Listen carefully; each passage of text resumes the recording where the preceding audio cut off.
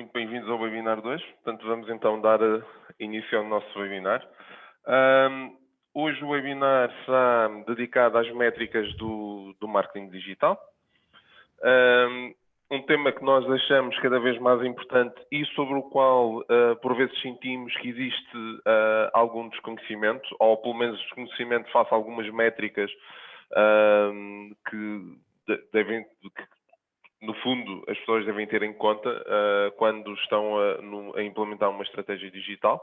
Queria chamar a atenção que, provavelmente, alguns dos temas abordados, principalmente para quem trabalha na área do marketing, podem parecer básicos ou repetitivos, mas achamos sempre importante, quando partilhamos conhecimento, partilhar também as bases desse conhecimento para que todos os participantes também possam, de facto, aprender com os nossos webinars e com os conteúdos que estamos a partilhar.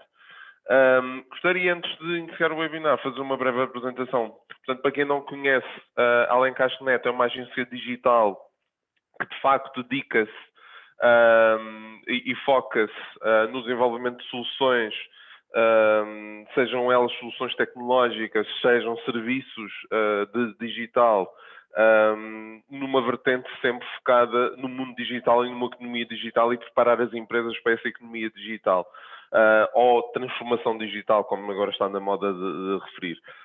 Estamos no mercado desde 2001 e, de facto, temos no nosso portfólio diversas marcas de prestígio. Gostaria também de me apresentar a mim.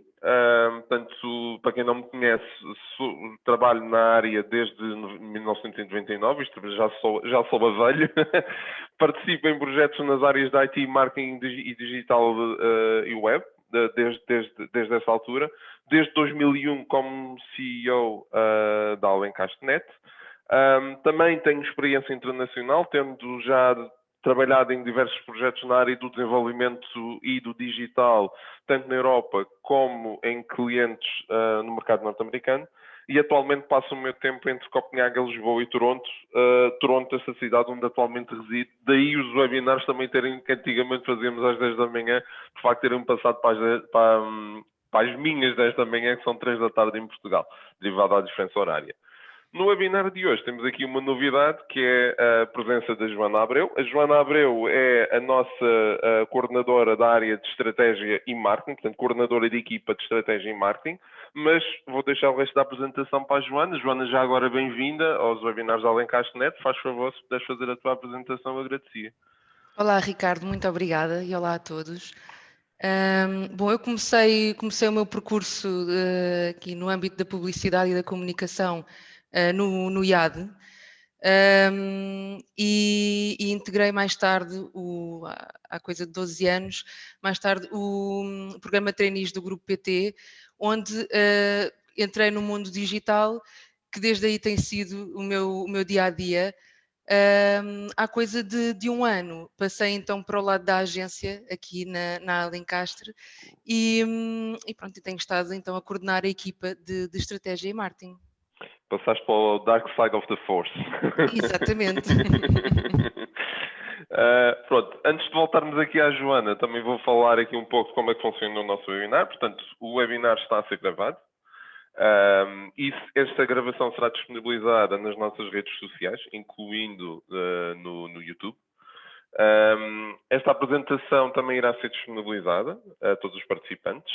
O webinar tem a duração de cerca de 1 hora. E no final deixaremos um período de cerca de 10, 15 minutos, se formos rápidos ou não, às vezes é um pouquinho menos, mas deixaremos um período para perguntas e respostas. No entanto, como estou tanto eu como a Joana a gerir o webinar, hoje, ao contrário do que costuma ser normal, se existirem perguntas no decorrer deste webinar, se ocorrerem várias perguntas que sejam pertinentes, tanto eu como a Joana iremos partilhar as vossas perguntas ao longo do webinar com a pessoa que estiver a fazer a apresentação, serei eu ou a Joana nesse dado momento. Portanto, programa do evento. Vamos falar do que são as métricas. Obviamente que estamos a falar de um webinar de 1 hora, vamos basicamente tocar naquilo que são as principais métricas, mas estando limitados não podemos ir a muito detalhe. Iremos falar também as principais métricas do digital, também a diferença e a definição do que é que são métricas e KPIs, falar um pouco de reporting. Eu sei que inicialmente a Joana tinha previsto aqui falar de ferramentas, não sei se iremos conseguir, e por fim, finalmente, as perguntas e respostas. Irei então, Joana, passar-te o testemunho. Ok, vamos ver portanto, Joana, o que são as métricas? Vamos ver se corre bem então aqui a partilha da tela. Sim, já estamos a ver o teu ecrã. Boa, pronto. Mais uma vez, muito obrigada a todos pela disponibilidade de passarem estes minutos connosco. Vamos ver como é que corre este webinar, por ser o meu primeiro. Peço alguma compreensão do vosso lado. Introduzindo um pouco, este webinar teve origem no facto de nos apercebermos que, para algumas empresas, é muito clara a necessidade de estarem presentes no meio digital, mas após essa presença, através de um site, através das redes sociais, há um vazio por não haver uma definição clara da estratégia dos KPIs que devem orientar essa presença. E nesse sentido, pronto, nós também temos a prática de fazer os relatórios de performance digital.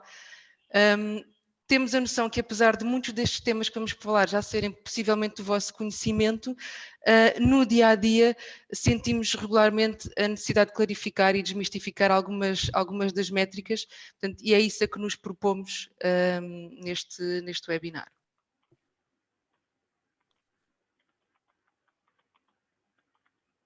Ok. O que são, então, as métricas? Peço desculpa que estou aqui com... Ok. Temos então aqui uma breve definição, portanto, no sentido de percebermos aqui teoricamente o que é que elas serão. Portanto, são medidas de avaliação quantitativas que nos servem para percebermos como é que está o nosso negócio e percebermos se estamos a atingir os objetivos a que nos propomos. Geralmente é então definido um grupo de métricas que são as principais e que nos vão orientar e que avaliam o que é que estamos a fazer bem, o que é que estamos a fazer mal e também nos ajudam a definir qual o investimento necessário para atingir os tais objetivos a que nos propomos. Pronto, nós escolhemos esta imagem porque, efetivamente, hoje em dia, a quantidade de informação e de números que nós conseguimos obter, principalmente nas ações digitais, pode ser completamente avassaladora. E, nesse sentido, é necessário percebermos como é que nós a vamos conseguir trabalhar para perceber qual é que é a informação, de toda a informação que nós recebemos, qual é que é relevante para que nos permitir testar, traçar alguns caminhos e tomar decisões que nos permitem ter não só a nossa empresa on board, mas também estar a responder às necessidades dos nossos clientes. Isto é tudo muito bonito, não é? Mas por onde é que nós devemos começar? Nós não nos vamos alongar muito neste tópico em concreto, porque já temos um webinar disponível com estratégias de marketing que, se quiserem, está disponível no nosso YouTube. Portanto, podem... Já agora, Joana, se me permites, nós temos inclusivamente dois webinars. Um webinar sobre como criar uma estratégia ou implementar uma estratégia de marketing digital e uma, inclusivamente, dedicada ao marketing digital para e-commerce, em que aprofundamos esta questão da definição dos objetivos, definição da estratégia e que ações de marketing podemos fazer. Pronto, elas estão interligadas e temos então o detalhe nesses webinars, mas são a base disto, não é? Disto que estamos aqui a falar. Na última década tem sido comum as estratégias de marketing integrarem o online com o offline, portanto, são estratégias complementares que, quando bem trabalhadas, são efetivamente muito, muito eficazes.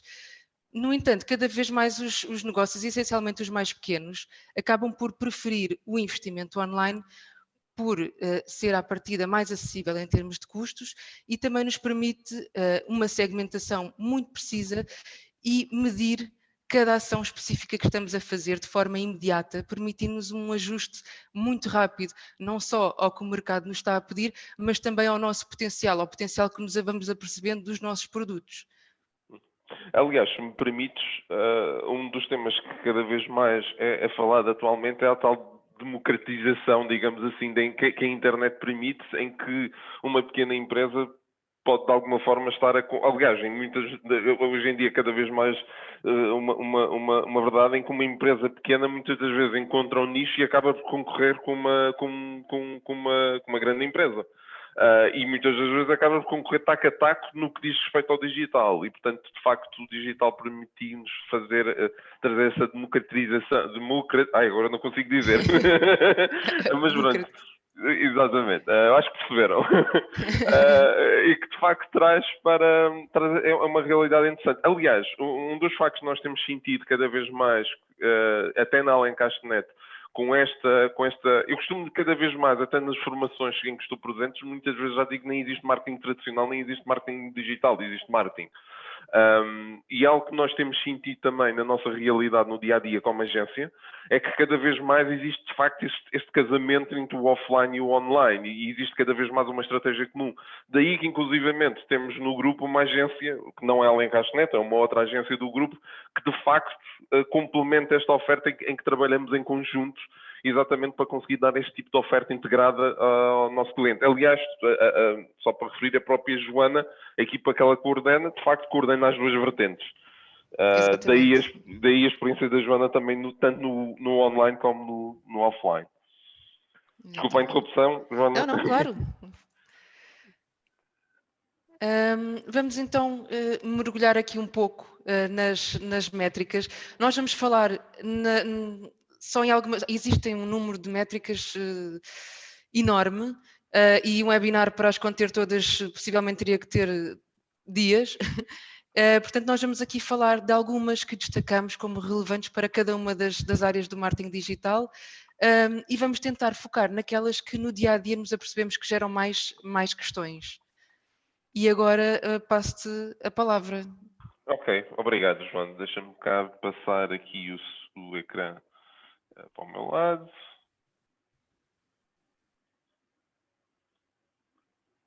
Pronto, julgo que já estou de volta. E eu só vou passar para o slide correto. Pronto, eu vou começar aqui por falar. Tanto eu como a Joana vamos partilhar esta apresentação. Eu vou-me focar em algumas vertentes mais métricas do websites e da área de e-commerce e também na área de campanhas. A Joana vai se focar nas redes sociais, email marketing e afins. Eu gostaria de falar relativamente a métricas de websites. Eu posso estar a falar de algo que é base ou é básico para muitos de vós, mas de facto no meu percurso profissional e ao longo dos últimos anos de facto, e sinto que existem muitas dúvidas sobre determinadas métricas, o que é que elas, no fundo, o que é que elas representam e a que é que se referem. E ao contrário do que muitos de vós possam pensar que, mas a internet, o digital, já estamos com a internet há mais de 20 anos, já estamos no digital há pelo menos há mais de 10 ou 15 de uma forma regular, como aqui hoje em dia pode existir tantas dúvidas. No entanto, nós como agência todos os dias sentimos essas dúvidas nas pessoas com quem falamos, diretores de marketing, diretores comerciais, diretores de empresas, CEOs, sentimos de facto essas dúvidas. Portanto, achamos importante, como eu disse no início deste webinar, ir um pouco às bases e falar um pouco de cada uma destas métricas. E de facto, aquelas que são as mais comuns é perceber o que é que são utilizadores, o que é que são sessões, o que é que são visualizações e páginas por sessão, coisas como taxa de rejeição, bounce. Portanto, eu gostaria de, até para facilitar esta apresentação, saltar aqui mesmo para o Analytics. Isto é uma conta de demonstração do Google Analytics. Gostava que ela encaixe este volume de visitas, mas não, nós não temos 55 mil utilizadores mensais. Mas gostaria de apresentar, e usando o Analytics, porque de facto o Analytics é uma das ferramentas mais utilizadas para este tipo de métricas, e queria de facto desmistificar aqui um pouco algumas destas métricas. Portanto, eu acho que é claro para toda a gente o que é que são utilizadores. Portanto, utilizadores são de facto utilizadores que visitaram o meu site. Mas uma das dúvidas que muitas das vezes que nos aparece ou que nos colocam com muita regularidade é qual é a diferença entre users e entre sessões. E, de facto, a principal diferença é que eu posso ter 55, neste caso, 55 mil users, mas esses utilizadores terem ido ao site mais do que uma vez. Alguns deles podem ter ido 3 vezes, outros podem ter ido só uma, outros podem ter ido 2 vezes, e, de facto, as sessões é o número de vezes que alguém iniciou uma sessão no meu site, ou seja, que alguém entrou no meu site, seja vindo do Facebook, seja vindo do Google, seja introduzindo o URL diretamente. Portanto, são sessões. No fundo, eu tenho, neste caso, 71 mil sessões, mas, de facto, apenas tive 55 mil pessoas que entraram no meu site. No entanto, um fator a ter aqui também em conta é que, dependendo da forma como o utilizador final tem a sua conta Google configurada por exemplo,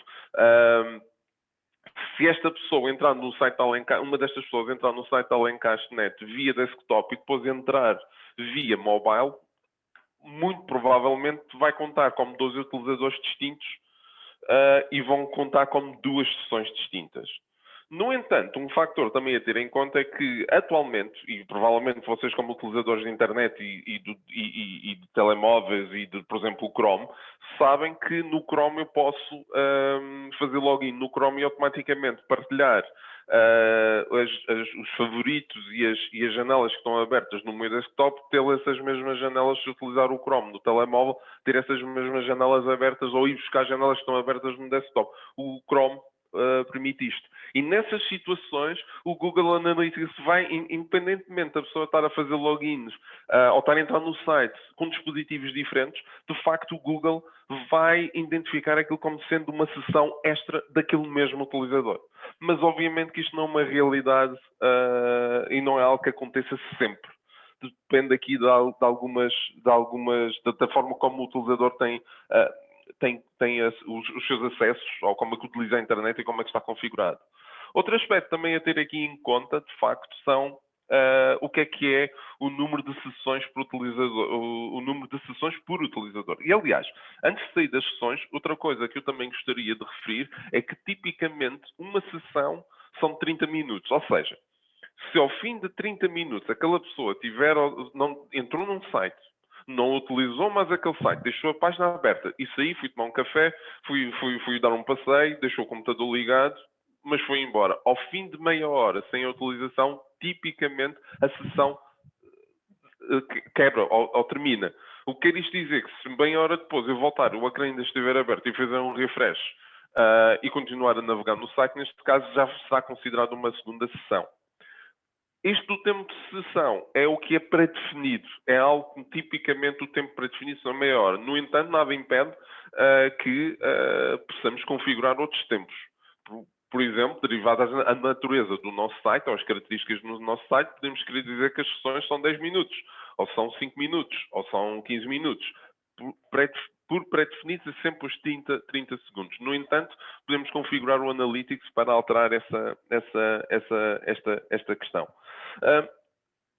O número de sessões por utilizador é, tendo em conta o número de utilizadores que vieram ao nosso site, tendo em conta o número de sessões existentes, em termos médios, por cada utilizador que veio ao site, criaram 1.3 sessões no nosso site. O que quer dizer que existe um relativo elevado grau de repetição. Obviamente que ninguém entrou 1.3 sessões. Provavelmente o que está a acontecer é que alguns utilizadores entraram uma vez, outros entraram 2, outros entraram 3, alguns se calhar entraram 4, e em média existe 1.3 sessões por cada utilizador. Depois, outro aspecto também a considerar é que muitas pessoas confundem, por vezes, o page views com os utilizadores são duas coisas completamente diferentes, como é óbvio. Page views é quantas páginas naquele período de tempo, seja um mês, seja um ano que nós estamos a analisar, seja uma semana, quantas páginas foram visualizadas no nosso site. E por páginas, no fundo, é à medida que estamos a navegar no menu do nosso site. Portanto, se eu estou a ver o detalhe de um produto, se eu estou a ver um produto, se estou a ver uma página de contactos, estou a ver um artigo de blog, cada vez que eu estou a ver um conteúdo novo, é uma visualização de uma página. Algumas empresas não dão tanta prioridade a este tipo de métrica. No entanto, por exemplo, para quem tem blogs ou para empresas de, por exemplo, jornais online ou online media, isto de facto acaba por ser esta é uma métrica extremamente importante, até porque muitas vezes estes portais vivem da publicidade e quantas mais page views tiverem, mais retorno publicitário vão ter.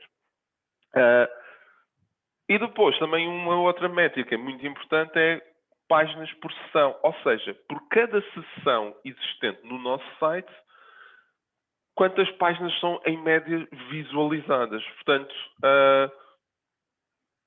se eu aqui neste caso estou a dizer que são 4.97, basicamente o que está a acontecer é que por cada sessão existente no site, os utilizadores dessas sessões, em média, estão a ver 5 páginas. Obviamente, poderá haver algum que só vê uma página, ou duas, e haverá outros que vão ver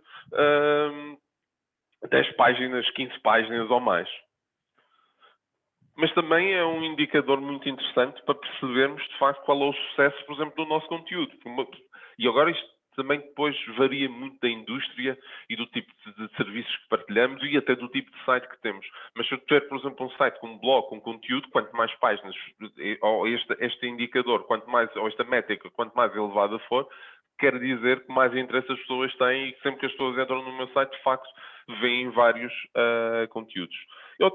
Outra questão aqui também é o tempo médio de sessão. Portanto, por cada sessão criada, qual é o tempo médio que as pessoas gastam no site, por cada uma dessas sessões.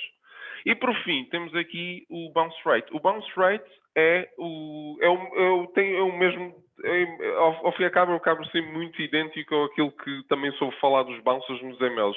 Um bounce no e-mail é um e-mail que não é entregue, foi devolvido.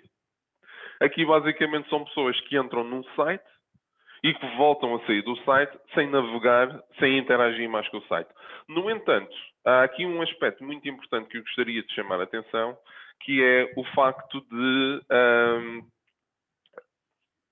todas estas informações, todas estas métricas que eu estive aqui a falar, a verdade é que a implementação do RGPD vem alterar um pouco isto. Porquê? Se o vosso site tiver uma ferramenta de gestão de cookies que cumpra as normas, ou seja, as normas do RGPD indicam que não podem ser instalados cookies no computador do utilizador enquanto ele não fizer a aprovação dos cookies. O que acontece é que, se eu tiver um utilizador que me entra no site, a barra de cookies aparece, se esse utilizador não aceita, ou não aceita, dependendo da vossa configuração, não aceita a instalação dos cookies, vocês podem ter estatísticas e sessões e visualizações que não são gravadas no Analytics.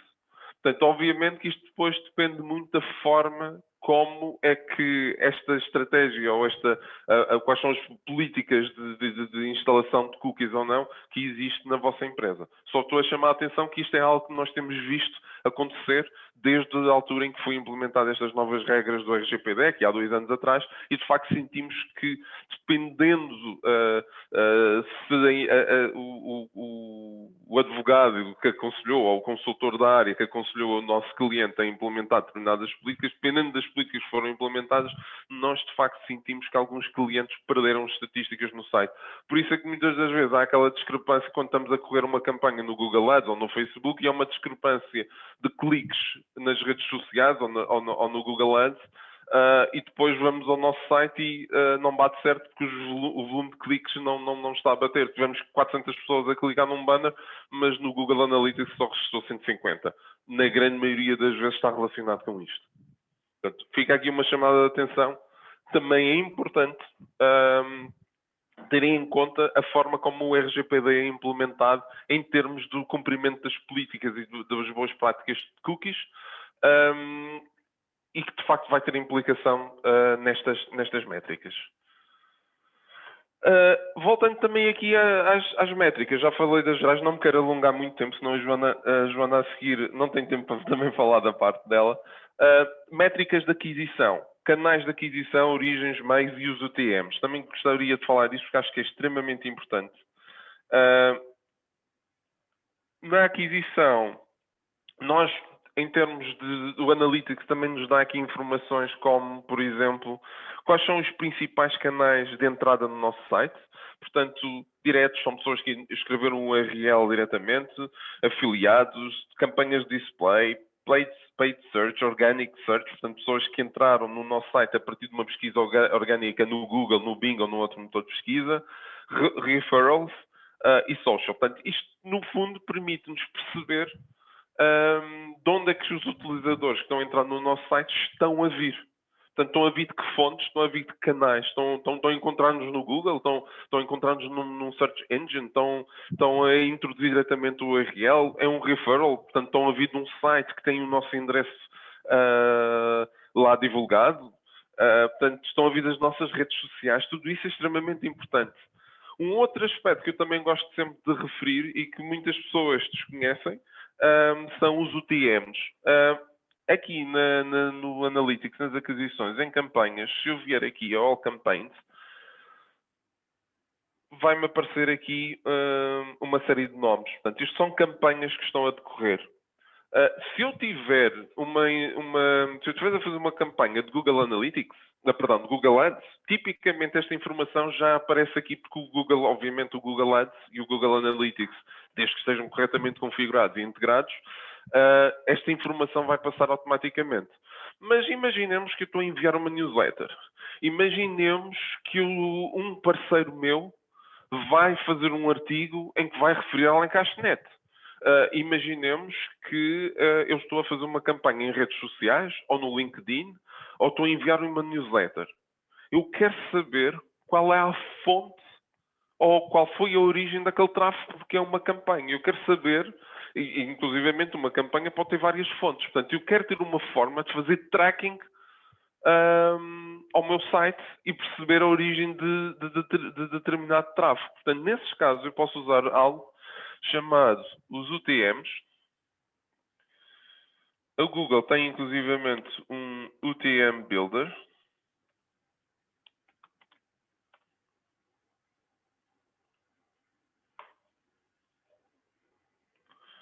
E o que é que isto permite?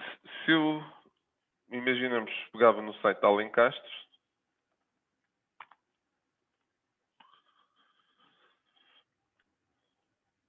ia ter uma campanha, por exemplo, de Facebook, baseada em CPC, depois vamos ver o que é isto do CPC, e era uma campanha de e-commerce, por exemplo.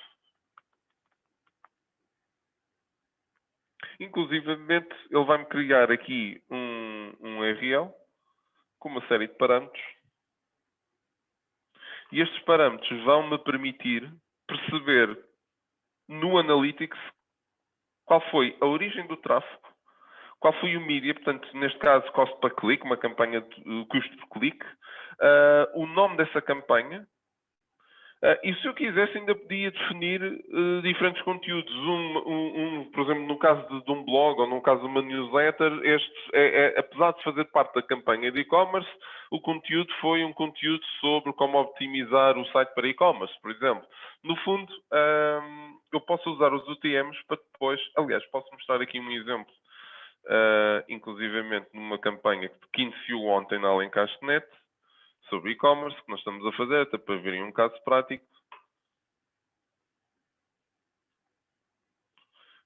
E de facto temos aqui, isto foi passado através de um OTM, em que depois eu consigo ter informações Pronto, foi uma campanha iniciada, está com muito pouco tráfego ainda, mas, por exemplo, tive tráfego via esta mesma campanha, teve tráfego via Facebook e teve tráfego via MailChimp. Basicamente, os UTMs permitem-me, de facto, fazer esta análise. Voltando aqui ao PowerPoint. Outra questão que também é muito importante prende-se com definição de objetivos e definições também de comércio eletrónico. O comércio eletrónico irei falar mais à frente, mas o que é que são os objetivos? O Analytics é uma ferramenta extremamente poderosa que nos permite a nós, enquanto responsáveis de marketing, permitir definir o que é que são os nossos objetivos.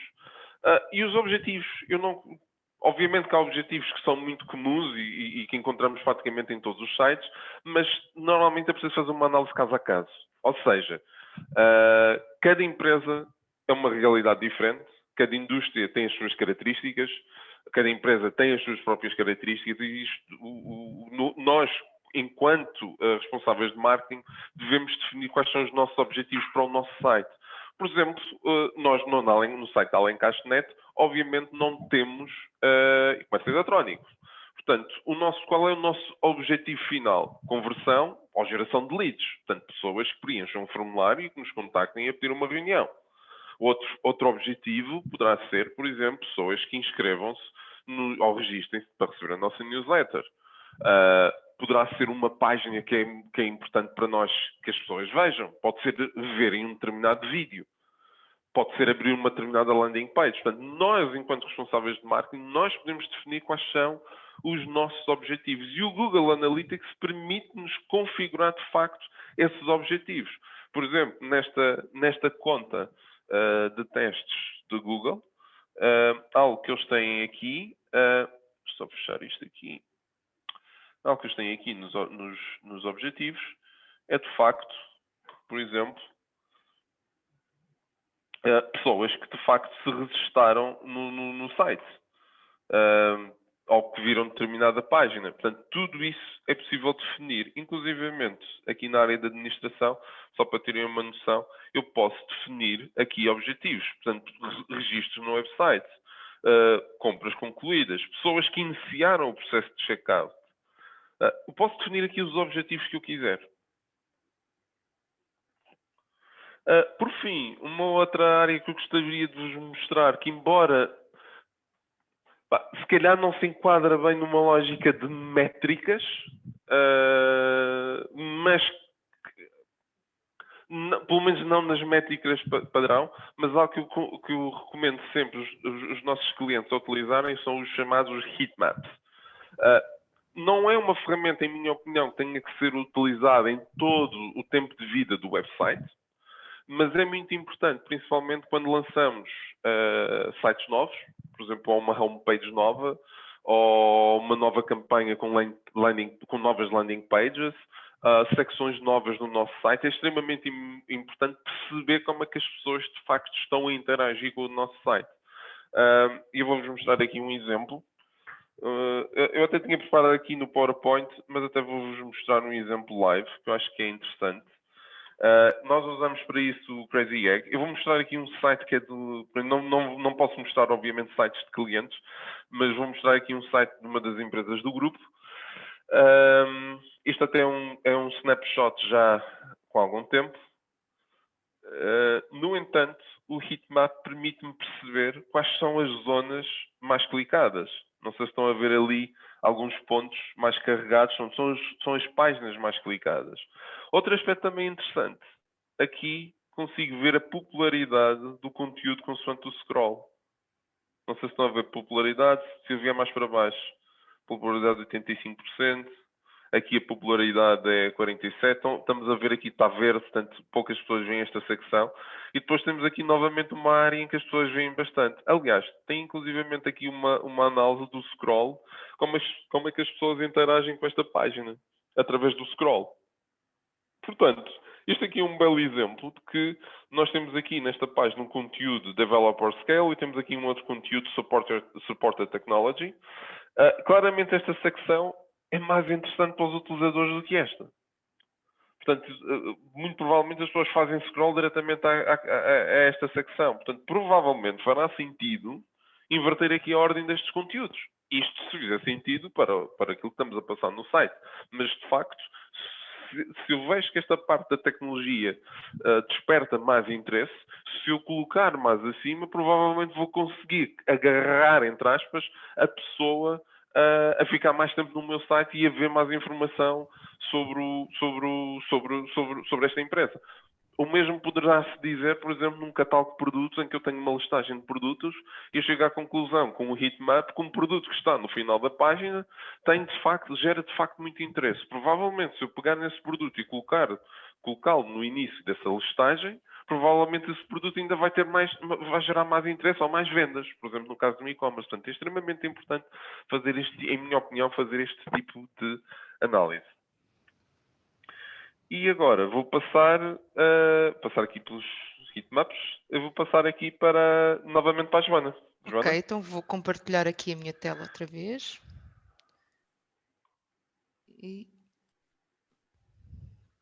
julgo que já estejam a ver. Já. Saindo do website, vamos falar aqui um pouco sobre as métricas das redes sociais. No início das redes sociais, um dos grandes indicadores que estava muita atenção era o número de seguidores. E as marcas queriam a todo custo conquistar fãs. Mas com a questão da comercialização e de ver campanhas do próprio Facebook, ver essa possibilidade, a capacidade de nós contactarmos organicamente os nossos seguidores tornou-se muito mais remota, e então é por isso que nós não estamos aqui a incluir o número de seguidores. Efetivamente é um indicador e é um indicador que deve ser acompanhado, mas mais do que a nossa base de seguidores, há uma métrica principal que é o engagement. O que é o engagement? Podemos, em português, dizer interação.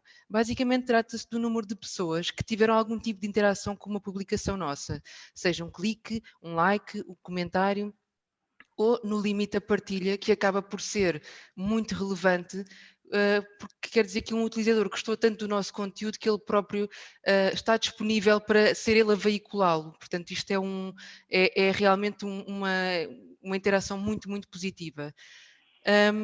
Para além do engagement, o alcance acaba também por ser muito relevante, e no alcance acabamos por considerar o número de pessoas que viu a nossa publicação, portanto, quantas pessoas tiveram a oportunidade de ver a nossa mensagem, e o alcance poderá distinguir-se entre o alcance que é pago e o alcance orgânico, sendo que quando nós pagamos por uma promoção, normalmente o alcance orgânico acaba também ele por aumentar um pouco, portanto tem também influência. Aliás, se me permites, Joana, uma das características que nós começamos cada vez mais a notar nas redes sociais é que muitas das vezes, apesar de termos 10 mil seguidores, ou sejam 1000 seguidores, quando colocamos um post, de facto, tipicamente só 5 a 10% do nosso, se não pagarmos, só 5 a 10% da base, digamos assim, de fãs é que efetivamente vai ver aquele post. Sim, organicamente. Organicamente, exato. Exatamente. A não ser que se torne viral, aí sim o Facebook automaticamente vai aumentar. Sem dúvida, sim, sim. Passando aqui só para mais, se calhar vou juntar aqui a aquisição e a taxa de conversão.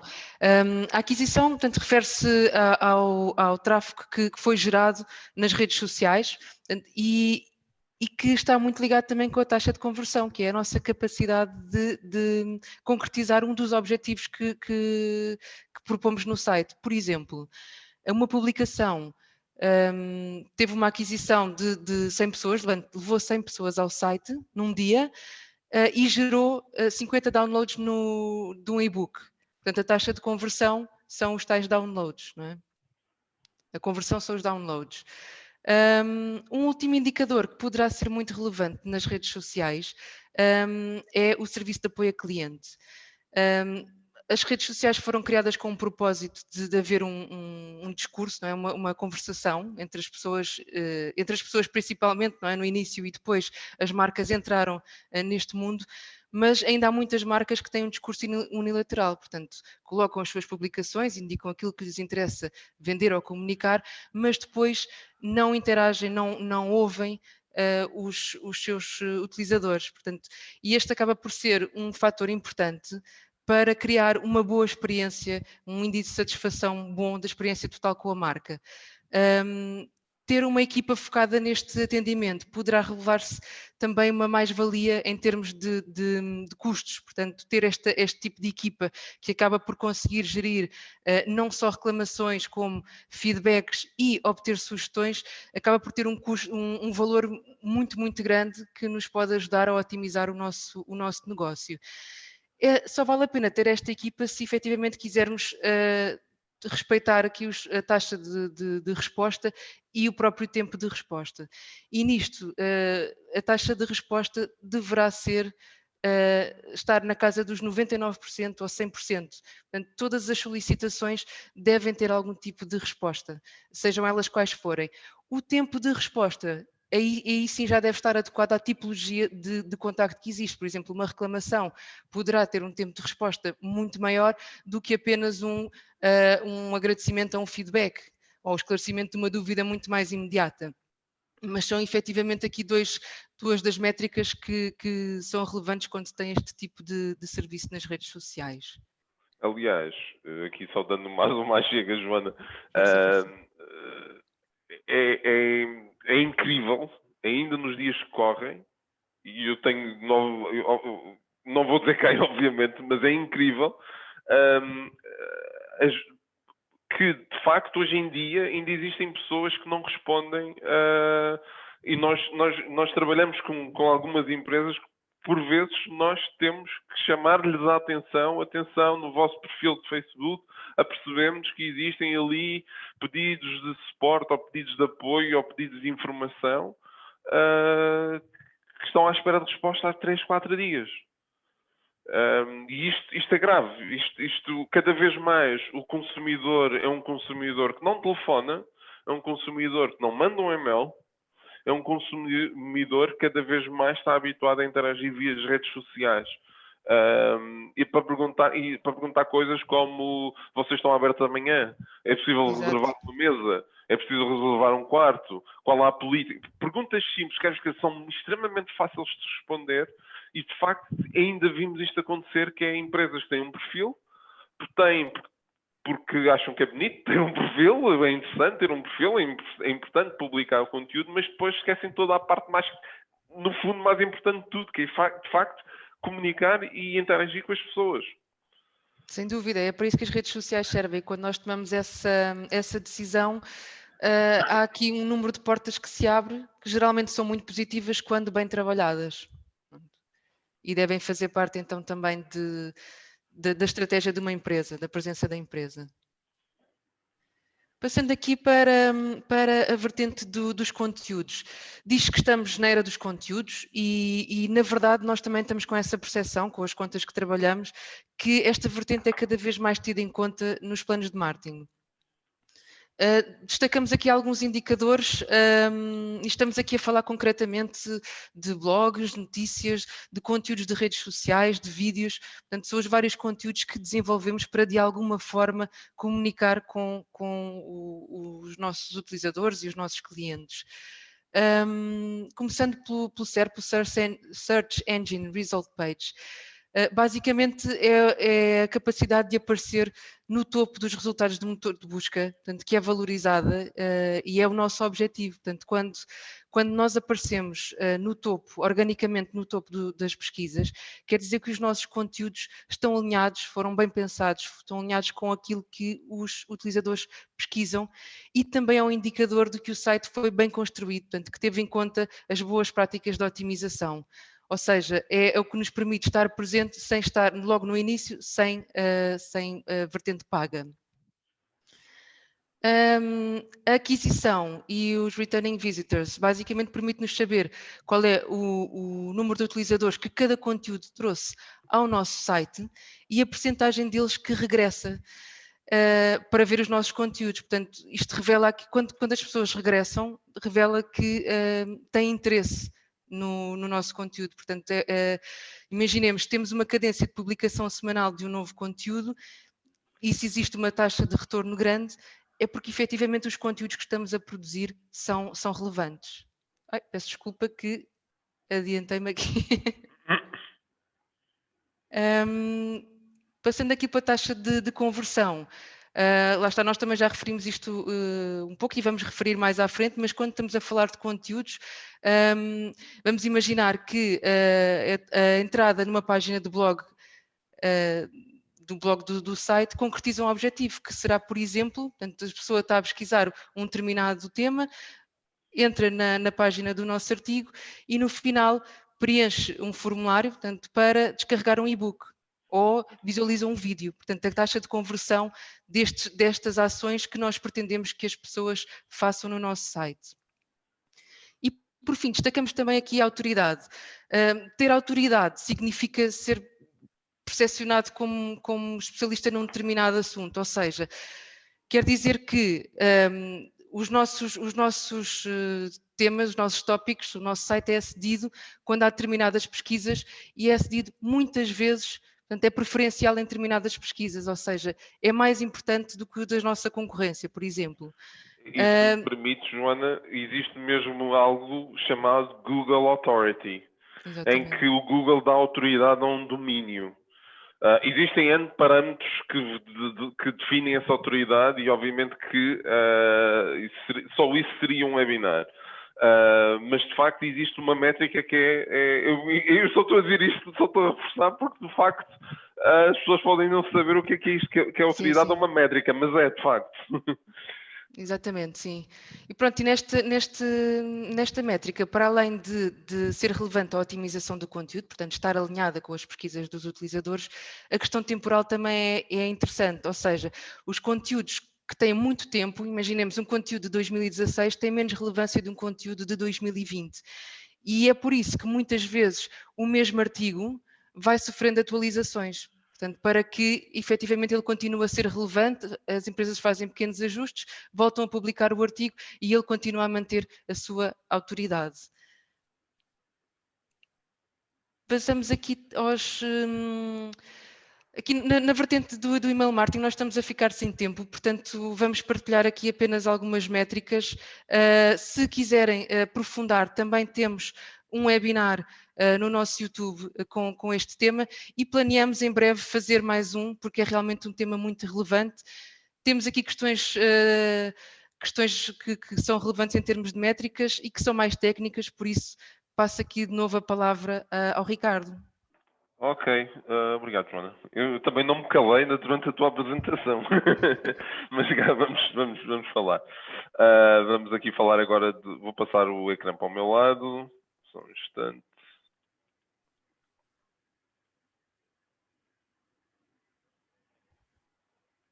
Já está? Não, só um minuto. Se quiseres, eu também já comecei aqui a partilhar a tua... Já passei para o meu lado. Portanto, estamos aqui a ver as métricas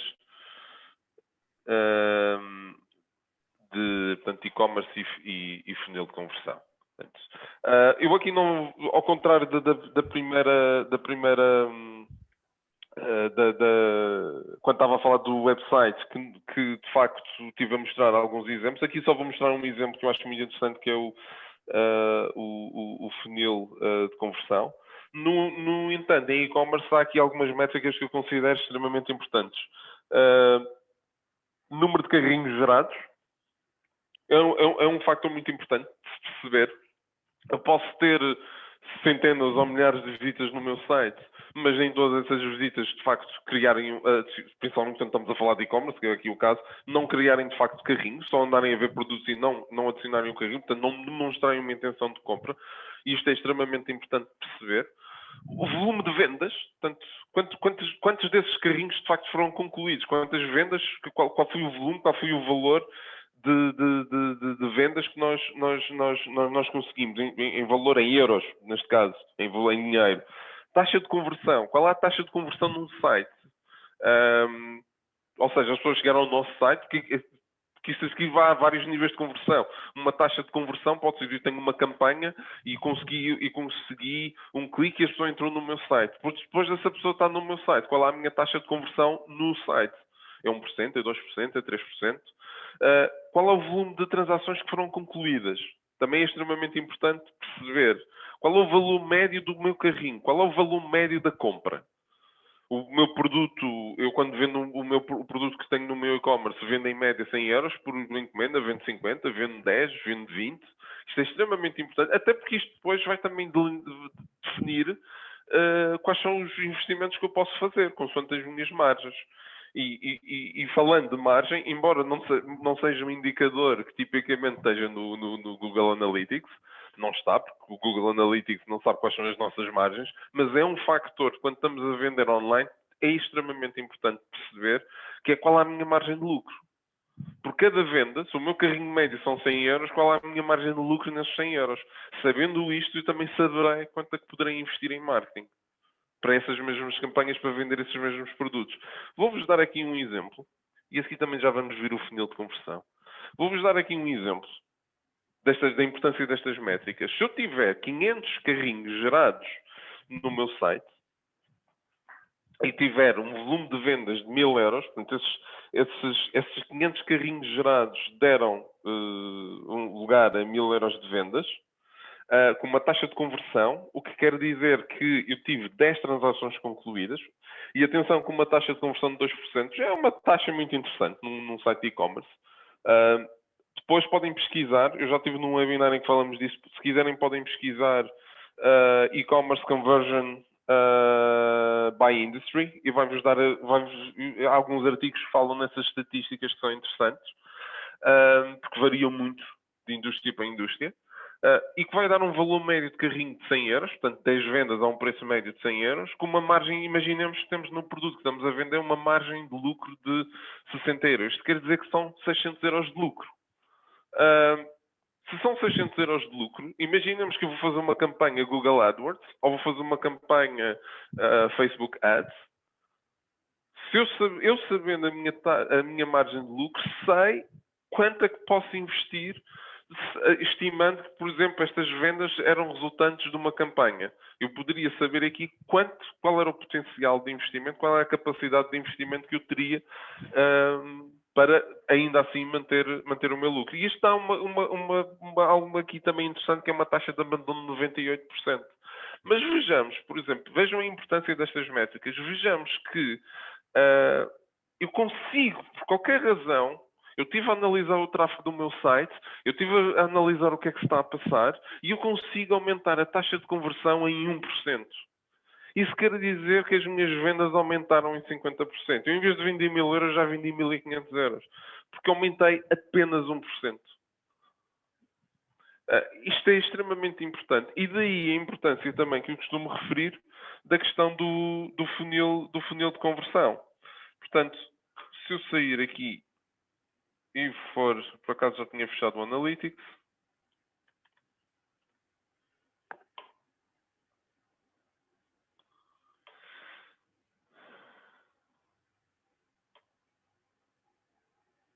Por acaso, inadvertidamente fechei aqui a conta do Analytics, mas já abri. Se eu vier aqui ao Conversions e-commerce, perdão, Goals, funil, e daí a importância do funil,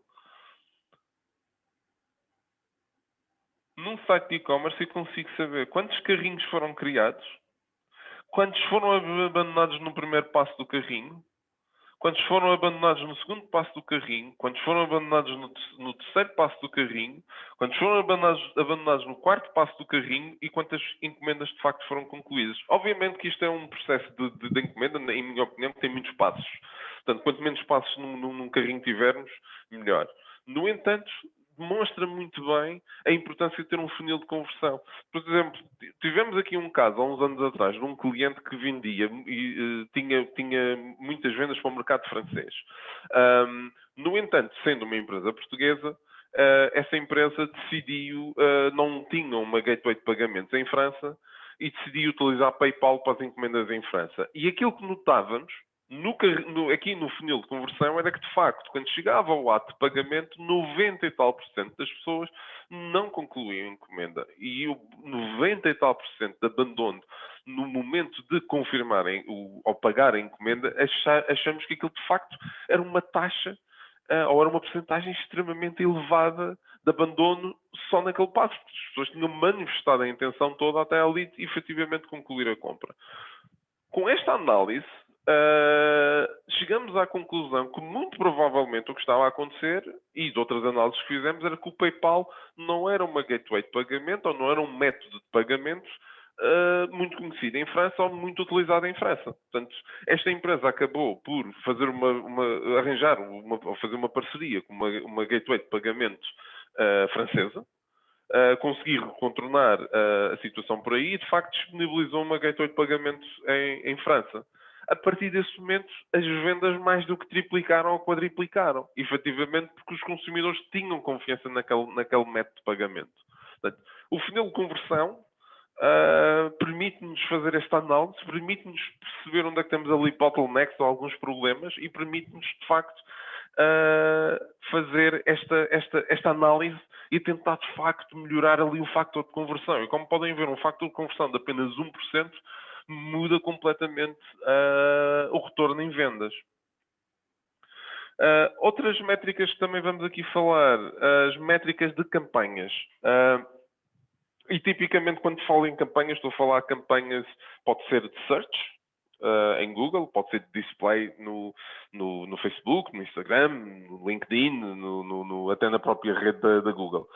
E há aqui alguns fatores em termos de métricas que eu acho que deviam ter em conta. Visualizações ou impressions, portanto, eu estou aqui marginalmente, às vezes de vez em quando ando aqui a bater com a cabeça na parede porque costumo usar a versão inglesa, tenho o meu browser em inglês e os meus colegas em Portugal eles têm a versão portuguesa e por isso eu gosto de pôr os dois em português e em inglês, até porque muitas das vezes as pessoas têm o Google configurado em inglês, eu acho mais fácil, mas pronto. Portanto, impressões. O volume de cliques que portanto, eu tive 10 mil visualizações, nessas 10 mil visualizações tive um determinado volume de cliques na minha campanha. O CTR também é muito importante. CTR, se eu tiver um CTR de 1% ou um CTR de 2%, isso quer dizer que em cada 100 pessoas que viram a minha visualização, se for 1%, em cada 100 pessoas, uma pessoa clicou no meu anúncio. Se for 2%, quer dizer que em cada 100 pessoas, 2 pessoas clicaram no meu anúncio. E o CTR é extremamente importante, porque permite-nos muito rapidamente perceber se aquela campanha tem potencial e se está a gerar interesse nas pessoas. Agora, tenham sempre em conta que se estamos a fazer uma campanha de search, por exemplo, consegue-se atingir CTRs por vezes de 3. Eu já tive campanhas nossas, de clientes nossos, que se atingiam CTRs de 10%. O que quer dizer que claramente era ali na mousse. Portanto, as palavras que nós adquirimos, as campanhas, as palavras que nós escolhemos para uma campanha de search, estavam perfeitamente alinhadas com aquelas pessoas e estavam a captar a atenção daquelas pessoas. E isso é extremamente importante. No entanto, se estamos a fazer uma campanha de display, principalmente não tanto em Facebook, mas uma campanha de display em Google Ads, uma das coisas que se nota é que tipicamente os CTRs já são muito mais baixos. Já são na casa dos 0,5%, 1%. Se for ali perto de 1%, já é um bom CTR. Outro aspecto também que as pessoas confundem um bocado é como é que analisamos o custo da campanha. Há várias formas de fazer campanhas. Eu posso implementar uma campanha por CPM, que é custo por cada 1000 visualizações. Aí eu não estou a comprar cliques, estou a comprar visualizações. Há várias empresas que trabalham nestes moldes. Por exemplo, se eu estiver a fazer uma campanha de awareness e não tanto de venda, pode ser uma boa forma pode ser um bom investimento. Aliás, se eu também tiver uma empresa, até pode ser de e-commerce, mas que seja uma marca com muita awareness, em que eu sei que os CTRs vão ser elevados, eu posso querer comprar num modelo de CPM, porque eu sei que vou ter muitos cliques e vai-me baixar o custo. Outro modelo de análise de compra tem a ver com CPC, Cost per Click, ou custo por clique, ou seja, nesse caso, eu não vou estar a pagar por visualizações, mas vou estar a pagar por cada vez que alguém clica e entra no meu site. E o outro modelo é por CPA, Cost per Action, ou custo por ação.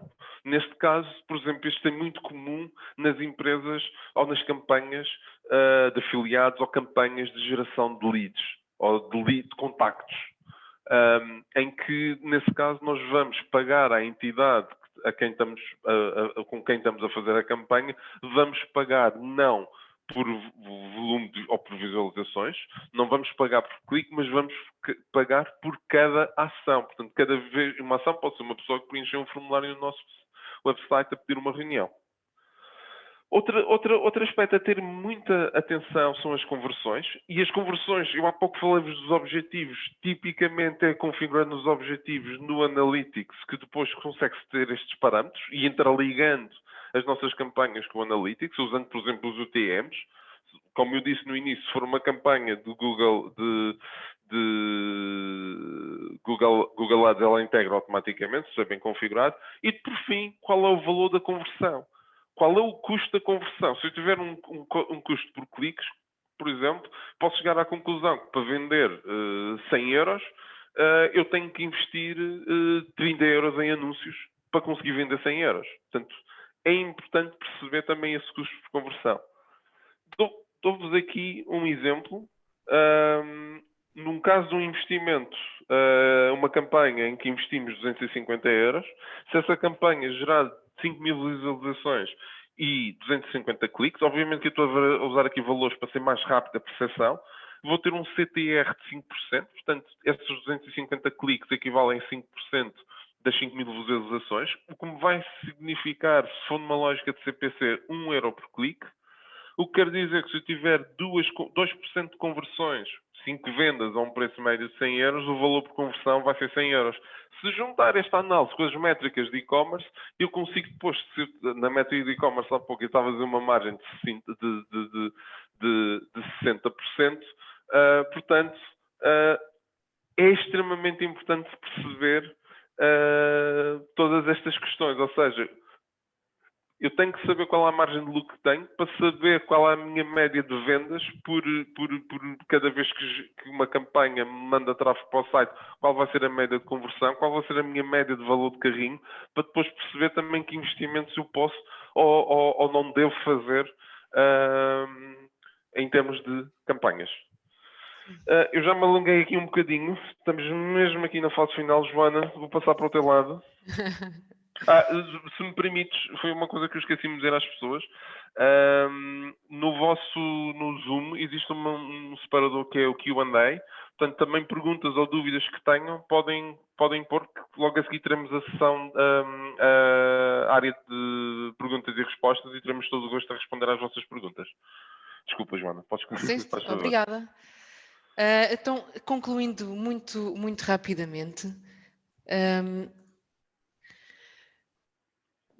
partilhamos aqui uma frase que é atribuída a Albert Einstein, que basicamente o que queremos transmitir com esta frase é que querer medir tudo quer dizer que muitas vezes que não se está a medir nada, ou seja, para que possamos fazer uma boa utilização da informação que temos disponível, é muito importante definir o que é relevante, qual dessa informação é que é relevante à luz dos nossos objetivos.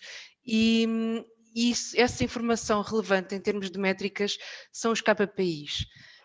Desmistificando um pouco o que é isto. Cada KPI é uma métrica, mas nem todas as métricas são KPIs.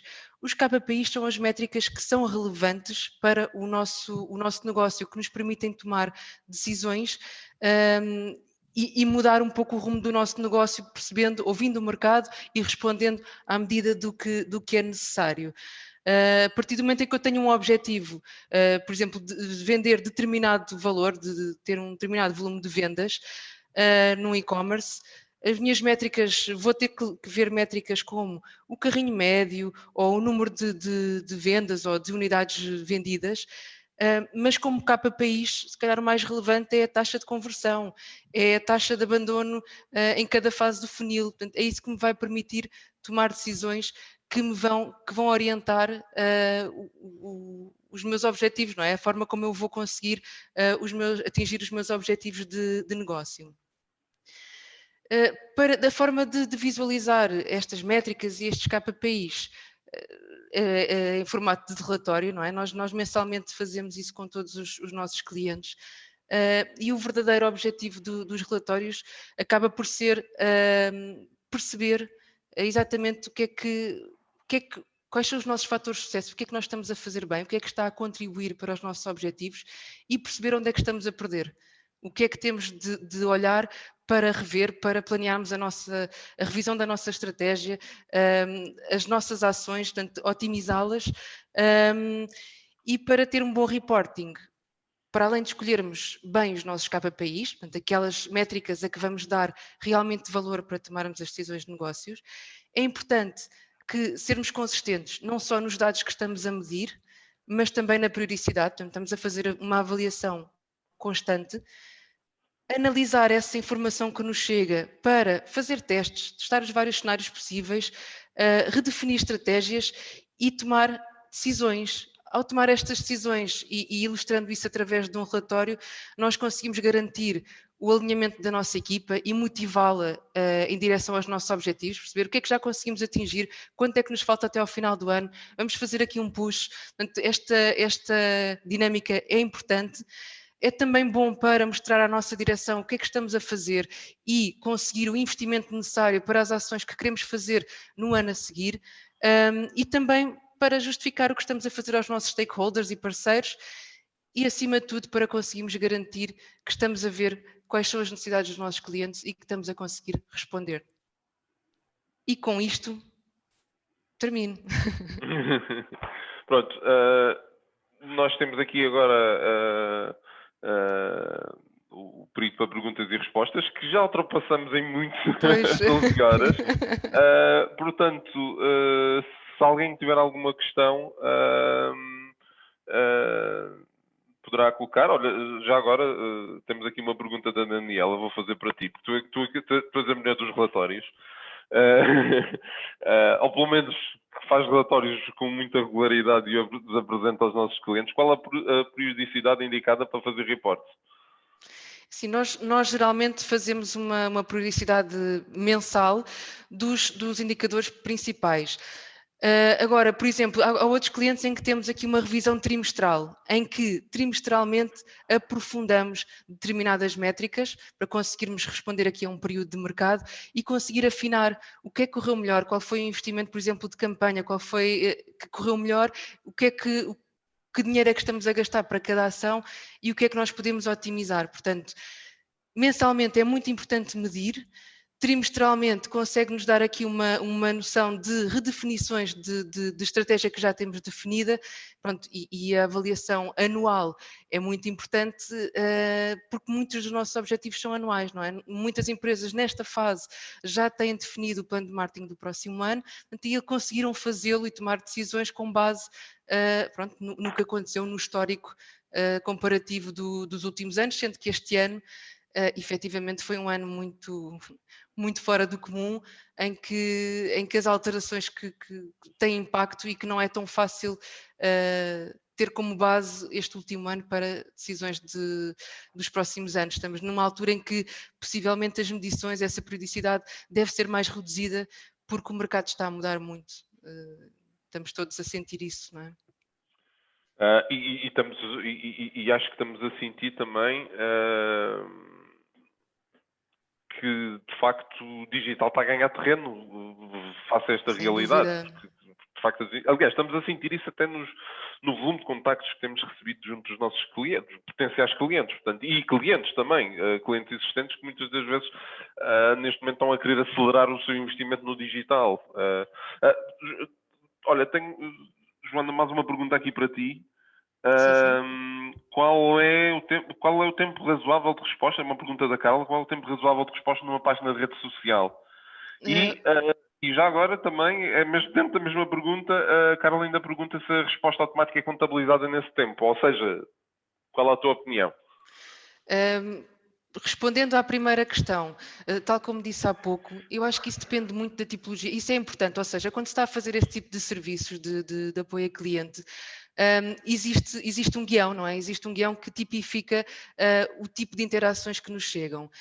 E este tempo de resposta tem que ter isso em conta, ou seja, há uma resposta imediata, que até pode ser quase essa automatização de muito obrigada pelo contacto, nos próximos X dias vamos responder, ou nas próximas horas vamos responder, que é para ter logo uma resposta imediata. Mas efetivamente há reclamações, por exemplo, tenham a ver com uma avaria ou algo do género, que tem que ter um fluxo interno que se calhar vai precisar de algumas horas. Portanto, quando há uma tipologia de reclamação, o tempo será X. Quando estamos só a responder se o espaço vai estar aberto amanhã ou se eu posso fazer uma encomenda até às 8 horas e chegar amanhã, portanto, esse timing de resposta deve ser muito mais curto. Isto vai ter que depender não só do negócio, como da tipologia de questões que nos chegam. Uhum. Espero Aliás, ter respondido. sim, aliás, por exemplo, se for num restaurante, se eu estiver a perguntar porque quero reservar uma mesa num restaurante, que neste momento não é coisa que se faça, mas a verdade é que se eu acredito que se aquele restaurante não me responder nos próximos 10, 15 minutos, eu vou à procura de outro. Exatamente. Sem dúvida. Uh, Pois vai dependendo muito do negócio, não é? Exato. Hoje em dia Mas toda a gente quer as coisas imediatas. Agora há respostas que nós conseguimos dar imediatamente e até fazer, nesse caso do restaurante, fazer logo uma reserva, etc. Portanto, aí é o complemento que gera satisfação por parte dos clientes. E há outras questões que precisam de mais tempo, são mais complexas. tenho aqui uma pergunta, esta eu vou deixar para mim, se me permites, é mais Claro. técnica. A minha pergunta é sobre keywords. Dada a entrada em vigor do RGPD, os nossos relatórios dão-nos uma porcentagem muito elevada de not provided. Como podemos contornar essa falta de informação? Alguma dica? Esta pergunta foi feita aqui pela Patrícia. Referir duas coisas, não só por causa do RGPD. Isto também pode ter a ver com as definições de privacidade do Google. Que, por exemplo, todos nós, se tivermos o Google, se utilizarmos o Chrome, tivermos a nossa conta com o login efetuado e formos às definições do Google e dissermos eu não quero partilhar nada com ninguém, ou seja, nada da minha utilização, em que sites é que eu estou, qual a minha idade, outras informações, o Google vai dar essa informação. Quando eu visito, se eu parametrizar isso, se eu visitar o site, o Google vai bloquear essa informação e não vai partilhar essa informação com o Analytics. Portanto, não vai dar informações como quais são as keywords que eu escolhi para chegar ao site, não vai dar esse tipo de informação. Embora eu possa ter chegado ao site via uma campanha, ele não vai partilhar essa informação com o Google, ou com o Google Analytics. Isso é um dos pontos.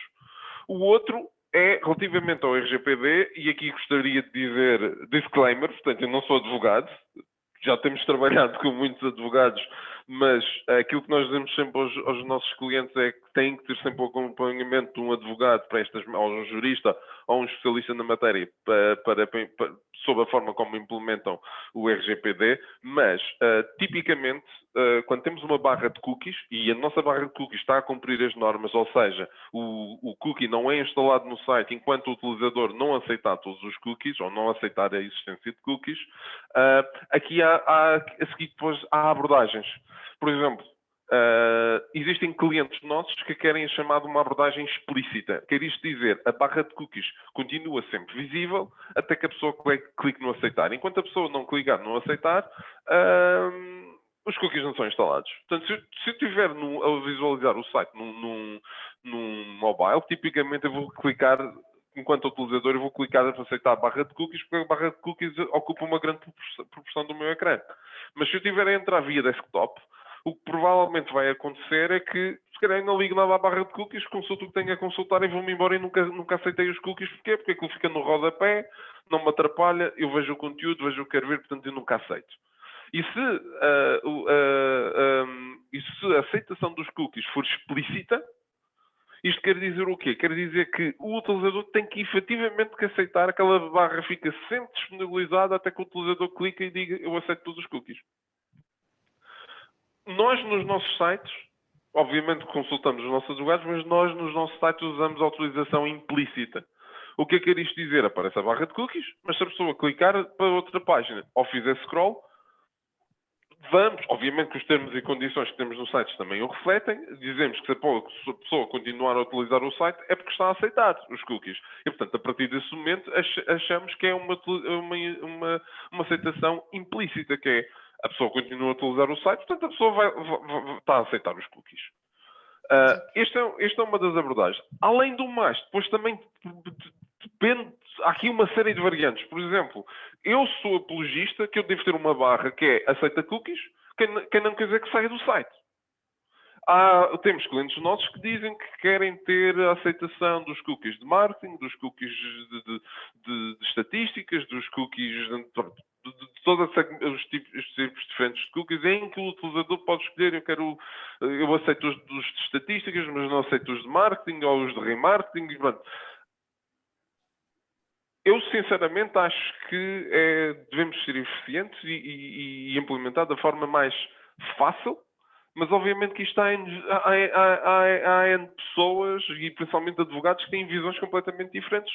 Mas eu diria que quanto mais implementar uma forma fácil e rápida das pessoas aceitarem, será o melhor. E preferencialmente de uma forma implícita, e muito provavelmente essa questão vai reduzir. Eu tinha aqui mais algumas perguntas.